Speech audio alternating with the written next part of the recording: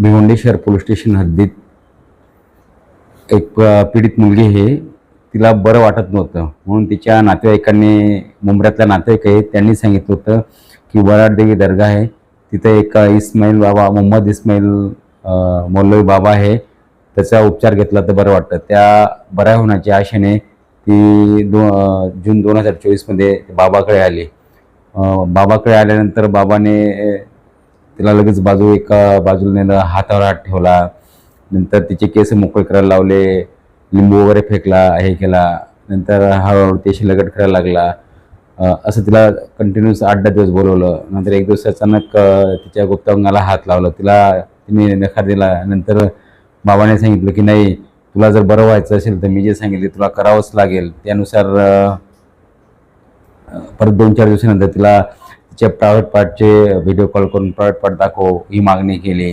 पण त्या मुलीला एक बाबा बरं करेल या आशेवर ते कृत्य पण तिने हे केलं.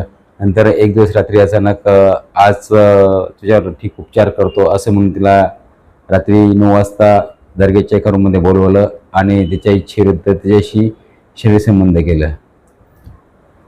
याबाबत बाबाचे असे कारनामे चालू होते मौलवी बाबाचे.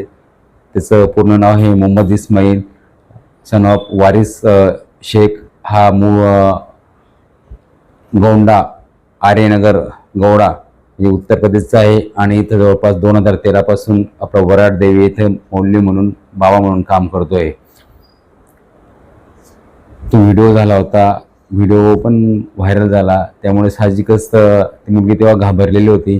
परंतु आता जेव्हा ती मुलगी आली की नाही, मला त्या बाबाविरुद्ध तक्रार द्यायची म्हणून आपण ती तक्रार घेतली आणि या भोंदू बाबाला, मौलवी बाबाला आपण भायखळा येथून त्याला ताब्यात घेतलं. हा UPला पळून जाणार होता आणि त्याला अटक केलेली आहे. एक 18 तारखेपर्यंत त्याला PCR मिळालेला आहे. अजून सखोल चौकशी करत आहोत, अजून कोणी आहे का, अजून कोणावर अत्याचार वगैरे झाला आहे का. आरोपीला चांगलं वेळेवर ताब्यात घेतलं नाही तर आरोपी हा UPला फसायला झाला असा आणि आता सदर गुन्ह्याचा तपास चालू आहे.